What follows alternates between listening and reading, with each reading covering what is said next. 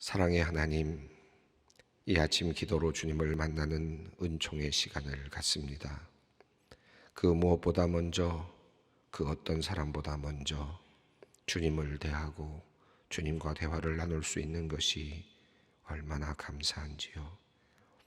지난밤에 많은 염려가 나를 괴롭게 하였고 걱정이 마음에 가득하여 밤잠을 설치게 하였지만 내 속의 생각과 복잡한 감정의 모든 것까지도 아시는 주님으로 인하여 이 아침에 위로와 안식, 평안을 누립니다. 이제 새로운 오늘의 하루를 주님께 맡기며 주님을 바라보니 하나님, 오늘 우리를 위하여 새 일을 행하여 주시옵소서. 내 안에 온전한 회복이 있게 하심으로 주님께서 나와 함께 하시고 동행하시는 것을 우리의 영혼이 분명히 알게 하여 주시옵소서. 잔잔히 말씀하시는 그 음성을 이 시간 고요히 듣게 하여 주시고 그 주님의 말씀으로 용기와 힘을 얻게 하여 주시옵소서. 하나님, 이 땅 곳곳에 세워진 많은 교회들을 위해 기도합니다. 일찍이 이 땅에 복음을 들고 찾아온 벽안에 선교사님들이 있었습니다. 그들이 전도책자와 성경책을 들고 이곳저곳 다니며 전도하며 복음을 전파하였습니다. 한 달여 두 달여를 배를 타고 와 풍토병으로 며칠 살지도 못하고 이 땅에 묻힌 선교사들과 가족들도 많았습니다. 하나님, 이 땅의 교회는 그들의 희생과 순교의 피 위에 세워졌습니다. 주님을 모르고 방탕하여 주색 잡기에 능하며 희망 없는 삶을 살던 이 땅의 백성들이 복음을 받고 구원을 얻었습니다. 하나님, 이 땅의 교회들을 지켜 주시옵소서. 이 땅의 교회들이 다시 거룩해지게 하여 주시옵소서. 간절한 기도로 주님의 마음을 울리던 믿음의 선조들처럼 우리의 기도가 더욱 간절하게 하여 주시옵소서. 말씀 사랑하며 늘 회개함으로 자신을 돌아보며 주님을 열정으로 섬겼던 믿음의 선배들이 간 그 길을 우리도 함께 따라가게 하여 주시옵소서. 하나님, 나라와 민족을 위해 기도합니다. 주께서 고난을 주시어 세우신 위정자들이 백성을 참 사랑하고 하나님을 두려워함으로 더욱 겸손히 일하게 하여 주시옵소서. 지혜를 주시어 혼란한 국제 정세에 잘 대처할 수 있도록 도와주시옵소서. 저 북녘 땅의 지하교회 성도들을 기억해 주시옵소서. 다시 추워지는 계절로 접어들어갑니다. 얼마나 많은 이들이 생사의 고비에 내몰릴지 모릅니다. 주님, 북한의 지하교회 성도들이 숨어서 드리는 기도에 응답하여 주시고 기적의 역사를 베풀어 주시옵소서. 속히 모든 북한의 동포들이 주님을 마음껏 예배하며 남과 북의 민족이 하나로 얽혀 살아가는 그날이 속히 오게 하여 주시옵소서. 우리나라를 지키기 위해 수고하는 이들을 위해 기도합니다. 군인들, 경찰들, 소방관들, 해양경비대를 비롯한 많은 이들이 불철주야 국방을 수호하기 위해 백성의 안전을 도모하기 위해 애쓰고 있습니다. 때로는 생명이 희생될 때도 있습니다. 나라를 향한 묵묵한 충성의 마음을 주님 보아주시고 저들의 가정에 복을 더하여 주시옵소서. 우리 교회의 자녀들 가운데서도 나라의 부름을 받고 국방이나 치안 안전을 지키기 위해 수고하는 이들이 있습니다. 주님께서 그들의 몸과 마음을 지켜 주시옵소서. 하나님, 오늘도 방방곡곡에서 하나님의 교회를 섬기고 있는 모든 목회자들을 위해 기도합니다. 주님께서 그들의 마음에 자원하는 마음을 주시고 성령을 덧입혀 주시옵소서. 혹시나 우리 목회자들의 눈과 귀가 어두워지고 마음이 굳어졌다면 성령께서 그들을 만져주셔서 겸손함과 신실함으로 주님을 바르게 섬기는 종들로 다시 세워 주시옵소서. 자신을 부인하고 십자가의 길을 걷는 목회자들이 많아져 교회의 모습을 보며 더 많은 이들이 주께 나오는 은혜가 있게 하여 주시옵소서. 소망교회를 사랑하시는 하나님, 소망의 성도들을 위하여 기도합니다. 삶의 문제로 힘든 시간을 보내고 있는 이들이 있습니다. 주님 앞에 무릎 꿇은 이들을 불쌍히 여겨주시어 그들의 기도에 속히 응답하여 주시기를 소원합니다. 몸이나 마음이 아픈 성도들, 불안과 염려에 사로잡힌 성도들, 세상 권력에 눌려있는 성도들, 인간관계로 고통받고 있는 성도들, 실패로 좌절한 성도들, 경제적인 어려움으로 벼랑 끝에 서 있는 성도들, 이들이 들고 온 사연을 주님은 모두 아시오니 주님 해결하여 주시고 위로하여 주시옵소서. 그들이 문제들 안에 사로잡히지 않게 하시고 그들이 상상하지 못한 주님의 방법으로 열어주시는 그 피할 길을 경험하며 주님을 찬양케 하여 주시옵소서. 하나님, 오늘은 여전도회 신앙수련회가 오전 10시부터 있습니다. 각 여전도회가 연초부터 계획한 많은 사업들도 이제는 결실의 단계에 와 있습니다. 그간 수고한 각 여전도회 회장들과 임원들 그리고 각 부서에서 수고한 회원들을 축복해 주시옵소서. 오늘 모여 말씀 듣고 기도할 때 위로를 얻게 하시고 새롭게 내년을 계획하는 자리가 되게 하여 주시옵소서. 그리하여 소망교회 여전도회가 더욱 모이기를 힘쓰며 전도와 선교의 사명을 잘 감당할 수 있도록 복을 내려 주시옵소서. 하나님, 어머니의 마음으로 자녀의 취직을 걱정하며 기도하는 성도님이 있습니다.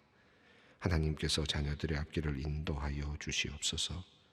가장 좋은 곳, 가장 적성에 맞고 좋은 동료들이 있고 의미와 행복이 있는 그런 직장을 주님 허락하여 주시옵소서. 취직 걱정을 하느라 마음이 지치지 않게 하시고 전능하신 하나님을 의지하며 믿음으로 담대하게 살게 하여 주시옵소서. 자녀의 취직 문제로 어머니와 온 가족이 기쁨이 충만한 그날을 기다립니다. 주님께서 이 간절한 기도에 응답하여 주시옵소서. 하나님, 이제 말씀 앞으로 나아갑니다. 매일 우리로 하여금 주님의 법 듣게 하시고 주님의 질서를 알게 하시니 감사합니다. 말씀이 저희들의 삶을 더욱 견고하게 하고 아름답게 합니다. 오늘도 주님 말씀하여 주시고 우리를 악에서 구하여 주시옵소서. 예수님의 이름으로 기도드립니다. 아멘. 오늘 하나님의 말씀 신명기 22장 1절로 12절 말씀입니다.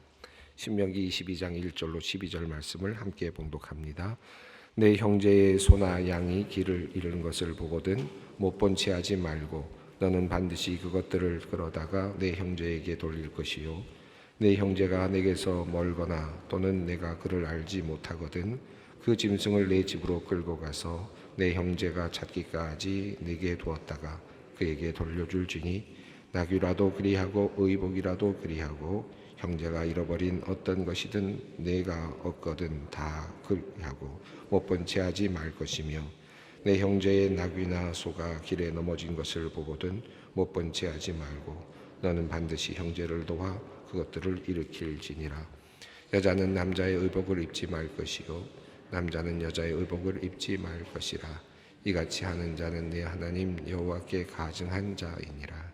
길을 가다가 나무에나 땅에 있는 새의 보금자리에 새 새끼나 알이 있고 어미새가 그의 새끼나 알을 품는 것을 보거든 그 어미새와 새끼를 아울러 취하지 말고 어미는 반드시 놓아줄 것이요 새끼는 취하여도 되나니 그리하면 내가 복을 누리고 장수하리라. 내가 새 집을 지을 때에 지붕에 난간을 만들어 사람이 떨어지지 않게 하라. 그 비가 내 집에 돌아갈까 하노라. 내 포도원에 두 종자를 섞어 뿌리지 말라. 그리하면 내가 뿌린 씨의 열매와 포도원의 소산을 다 빼앗길까 하노라. 너는 소와 나귀를 결의하여 갈지 말며 양털과 배실로 섞어 짠 것을 입지 말지니라. 너희는 너희가 입은 겉옷에 내 귀에 술을 만들지니라. 아멘. 지금 살인하지 말지니라, 간음하지 말지니라, 도둑질하지 말지니라라고 하는 6계명, 7계명, 8계명 이 거짓 증거하지 말라고 하는 계명에 이르기까지 계속되는 그 10계명의 내용들이 계속 반복되면서 또 계속 확장되어가는 또 삶의 그 자리 원리에 연결되는 그런 것을 우리가 지금 살펴보고 있습니다.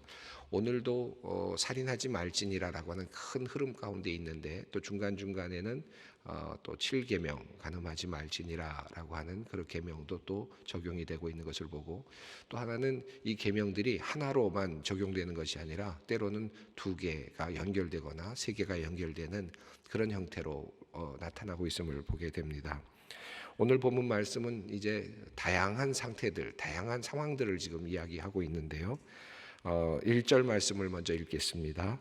내 형제의 소나 양이 길을 잃은 것을 보거든 못 본 채 하지 말고 너는 반드시 그것들을 끌어다가 내 형제에게 돌릴 것이요. 소와 양이 길을 잃은 것을 보았다라는 것입니다. 그것을 못 본 채 하지 말고 그것을 끌어다가 그 형제에게 가져다 주어야 한다라고 하는 이 말씀입니다. 당연히 그래야 되겠는데 과거에는 슬그머니 숨겨서 자기 것으로 취하는 그런 일들도 아마 있었을 것입니다. 또 한편으로는 그냥 그것을 나는 모르겠다, 못 본 채 놔둔다면 그 소나 양이 어떤 들짐승에게 잡혀 먹히거나 또는 희생될 수도 있을 것입니다. 그래서 여기서 이 살인하지 말라라고 하는 10계명의 계명은 한편으로는 인간을 향한 개념으로 우선 좁게는 여겨지지만 크게 보면 생명 존중 개념으로 생명 존중하는 그 모든 삶의 태도와 연결되어 있다고 할 수 있겠습니다. 그래서 여기서 살인하지 말지니라라고 하는 것을 생명 존중이라고 하는 관점에서 본다면 오늘 본문에 나오는 많은 부분들이 역시 살인하지 말지니라와 연결되어 있다라고 그렇게 이해할 수 있을 것입니다. 소와 양이 만약에 길을 잃고 있다면 그것을 그냥 방치하게 된다면 어쩌면은 들짐승들에게 먹힐 수 있으니까 생명을 존중한다는 의미에서 데려다가 가져다 놓는다라고 하는 그런 의미로 해석할 수 있겠죠. 그러면 6계명인 살인하지 말지니라의 큰 계명 아래, 우산 아래 있는 그런 하나의 지침이라고도 볼 수 있을 것 같습니다. 그런데 이것을 우리 그 마틴 루터, 종교개혁자 마틴 루터는 6계명에다가 연결하지 않고 7계명에다 연결을 해서 해석을 하기도 했습니다. 무슨 말이냐 하면 내 것이 있고 내 것이 있는데 내 것, 간음하지 말지니라를 나의 소유라는 건 좀 우습지만은 나에게 속한 그 가족, 나에게 속한 아내, 나에게 속한 남편, 이렇게 되죠. 내 것이라는 큰 의미가 있겠죠. 또 내 것이 아닌 것이라고 하는 개념. 그래서 여기서 소와 양이 길을 잃었다는 내 것이 아니다는 거죠. 내 것이 아니니까 그것은 그것에 대한 존중을 해야 되고 그것을 분명하게 구분할 줄 알아야 된다. 이것을 섞어서는 안 된다라고 하는 그런 의미로 해석을 하기도 했습니다. 그래서 여기서부터 전체적으로 마틴 루터는 이것을 간음하지 말지니라고 하는 개념 아래서 이것을 풀어가고 있기도 합니다. 어떤 것으로 보든지 중요한 것은 생명을 존중하고 더 나아가서는 내 것과 내 것을 분명하게 구분할 줄 아는 그런 삶의 태도가 필요하다라고 할 수 있겠고, 한 걸음 더 나가면 이것은 8계명하고도 연결이 될 수 있습니다. 도둑질하지 말지니라라고 하는 계명과도 분명하게 연결이 될 수 있을 것 같습니다. 만약에 생명 존중이라고 보면 1절과 2절은 연결이 되지만 3절은 사실은 조금 달라질 수가 있겠죠. 그런데 내 것과 내 것으로 본다면 1, 2절도 다 해당이 되고 3절도 해당이 되어서 마틴 루터는 아마 그래서 이것을 7계명에다 연결을 시켰던 것 같습니다. 이걸 또 도둑질이라고 하기에는 좀 어렵기 때문에 아마 그렇게 보지 않았을까 하는 생각이 듭니다. 2절 말씀을 읽어보겠습니다. 내 형제가 내게서 멀거나 또는 내가 그를 알지 못하거든 그 짐승을 내 집으로 끌고 가서 내 형제가 찾기까지 내게 두었다가 그에게 돌려줄지니. 혹시라도 형제의 거리가 있는 거리가 너무 멀거나 또는 이게 누구 소유인지 모르는 경우에는 집에 잘 두었다가 형제가 찾아오게 되면 찾게 되면 그것을 돌려줘야 된다. 내 것과 내 것을 분명하게 구별해야 된다라고 하는 그런 의미입니다. 3절은 이제 생명체를 넘어서서 다양한 어떤 물건들, 의복을 포함하는 모든 것들에 대한 이야기입니다. 3절 읽습니다. 낙위라도 그리하고 의복이라도 그리하고 형제가 잃어버린 어떤 것이든 내가 얻거든 다 그리하고 못 본 채 하지 말 것이며, 내 것과 내 것을 분명하게 구분할 줄 알아야 된다라고 하는 그런 관점에서 오늘 본문을 이해하면 조금 더 폭넓게 이해할 수 있을 것 같습니다. 그런 면에서 이 본문 1절, 2절, 3절은 이제 분명하게 이제 남의 것을 탐하지 않고, 더 나아가서 도둑질하지도 않고 분명하게 구분하고 하는 그런 의미입니다. 그러나 내 것과 내 것을 분명하게 구별하지만, 그러나 도움이 필요할 때에는 그것을 도와야 된다라는 말씀이 이제 4절에 나오죠. 함께 읽겠습니다. 내 형제의 낙이나 소가 길에 넘어진 것을 보거든 못 본 채 하지 말고 너는 반드시 형제를 도와 그것들을 일으킬지니라. 우리가 내 것과 내 것을 구별할 때가 있고 내 것과 내 것을 구별하지 않을 때가 있습니다. 그렇죠? 근데 그것이 지금 서로 혼란이 생기면, 서로 내 것과 내 것을 구별하는 그것이 상대방과 서로 혼란이 생기면 다툼이 일어나겠죠. 내가 이건 내 거야라고 생각하고 있는데 저쪽에서도 이건 내 거야라고 생각하면 싸움이 일어나지 않겠습니까? 또 어떤 사람은 이건 내 거 아니야라고 생각하고 저쪽에서도 내 거 아니라고 생각하면 그 중간에 있는 것은 어떤 것도 아닌, 속하지 못하는 또 다른 소외되는 어떤 존재가 될 수도 있겠죠. 다툼이 이게 내 것이냐 하는 것에 대해서 그것을 통해서 나타나는데, 1절부터 4절까지의 내용을 보면 이렇게 이해할 수 있습니다. 너에게 유익이 될 만한 것들이 혹시라도 너의 땅에 들어오거나 내가 가질 수 있게 되더라도 내 것이 아닌 것은 내 것이 아니라고 하라라는 거예요. 그죠? 그 다음에 그런데 분명히 내 것이 아닌데 지금 어려움을 당하고 있는 그런 지금 나귀가 있거나 이런 경우에는 내 것이 아니니까 난 그냥 지나가도 돼라고 말하지 말고, 그것은 내 것이 아니지만 그것을 도우라는 것이죠.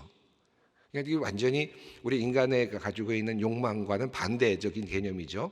우리 인간으로 본다면 내 것이 될 만한 것들은, 내 것이 될 수 있는 가능성이 있는 것들은 내 것으로 잡으려고 하고, 나에게 피해를 줄 만한 것들은 도리어 지나치고 그냥 무시하는 그런 방식으로 살아가는 것이 인간적인 삶이라면, 하나님께서 지금 주시는 지침은 뭡니까? 내 것이 분명히 아닌데 내 것이 될 수도 있는 가능성이 있는 거, 욕심이 난단 말이죠. 그런데 그것은 분명하게 구별하라.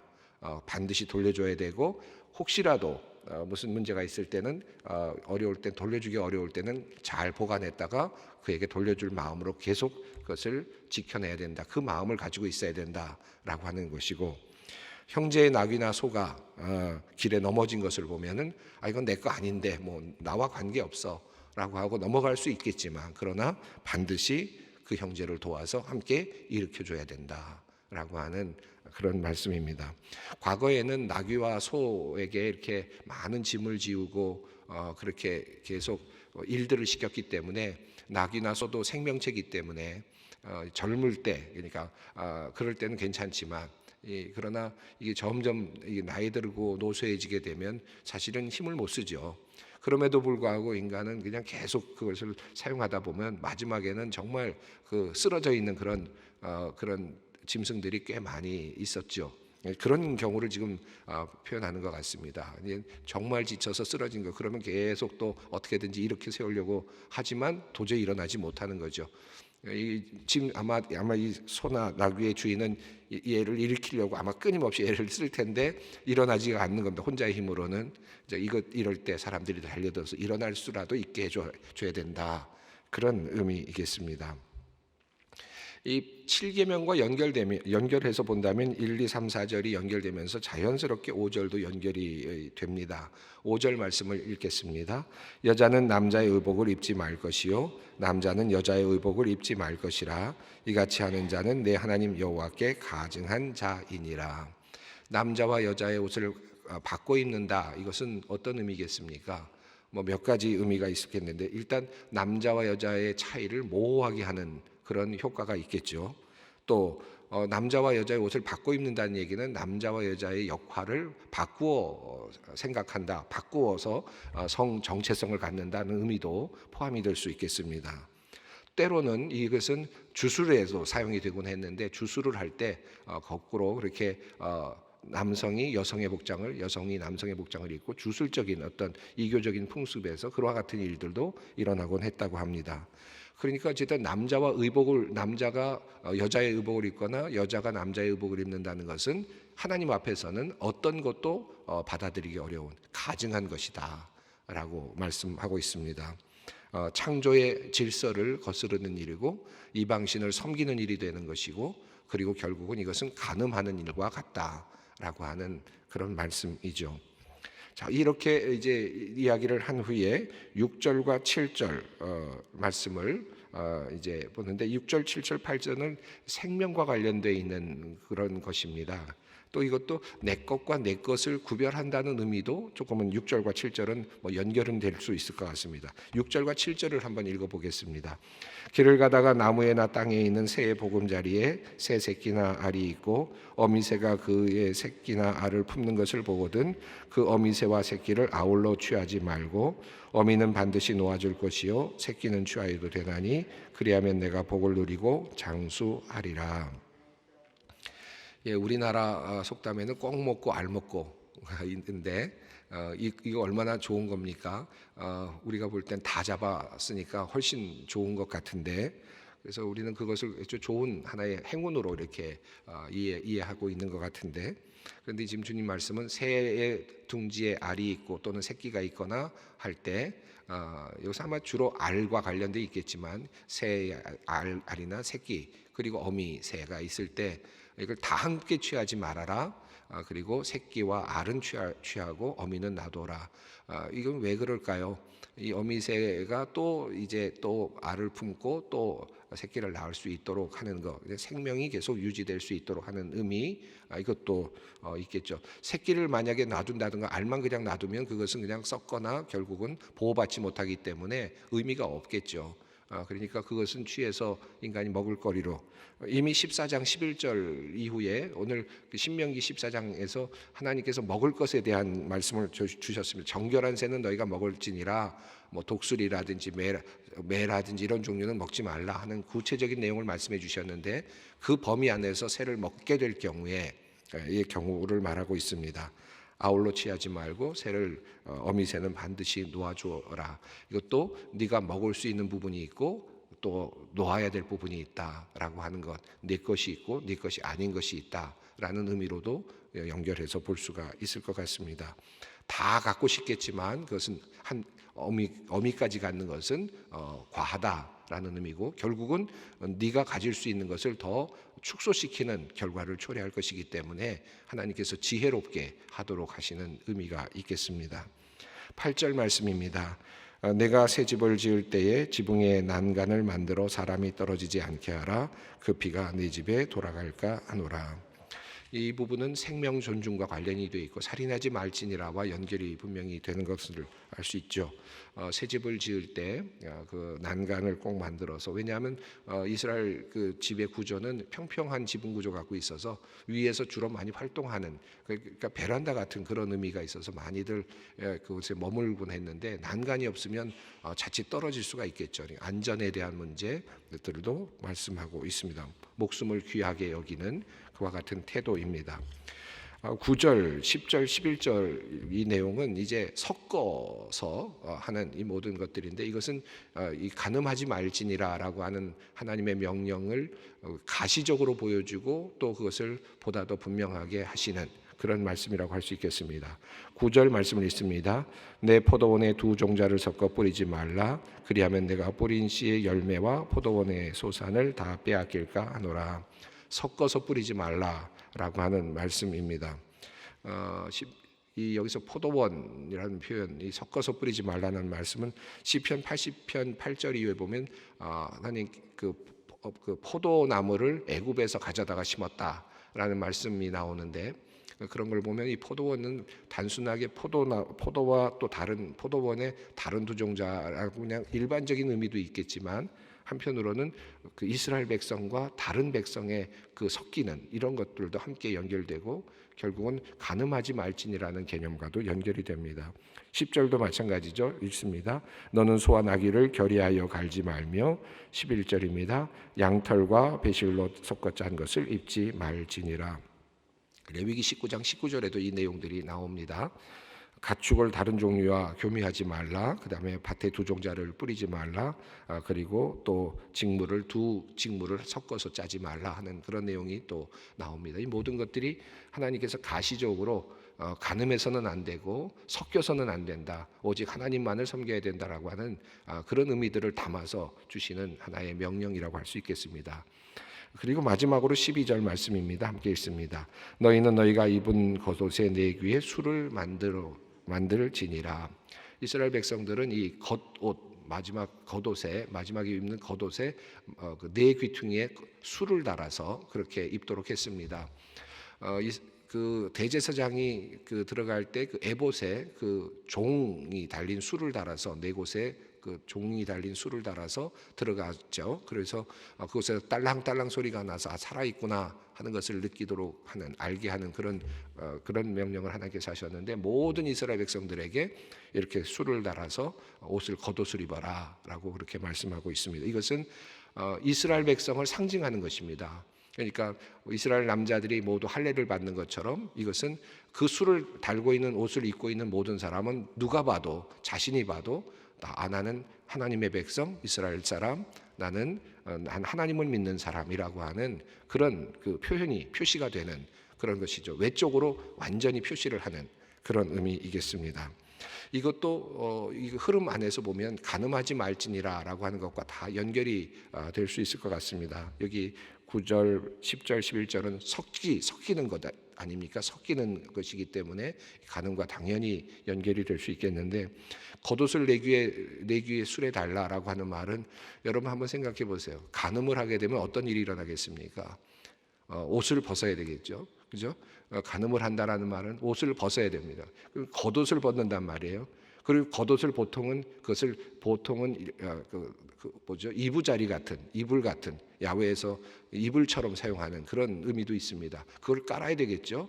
그리고 어떤 그 가늠이라고 하는 일이 일어나게 될 것입니다. 그러니까 그런 과정에서 옷을 벗을 때 생각을 해보세요. 술이 달려 있습니다. 내가 누구냐?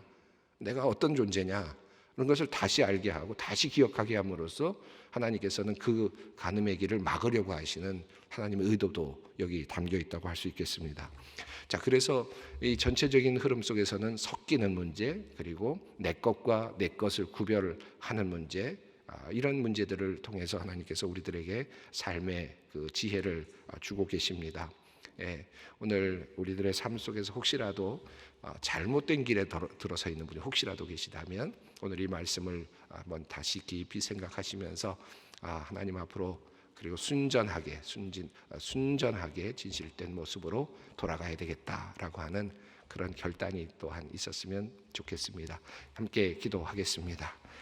하늘에 계신 우리 아버지의 이름을 거룩하게 하시며 아버지의 나라가 오게 하시며 아버지의 뜻이 하늘에서와 같이 땅에서도 이루어지게 하소서. 오늘 우리에게 일용할 양식을 주시고 우리가 우리에게 잘못한 사람을 용서하여 준 것 같이 우리 죄를 용서하여 주시고 우리를 시험에 빠지지 않게 하시고 악에서 구하소서. 나라와 권능과 영광이 영원히 아버지의 것입니다. 아멘.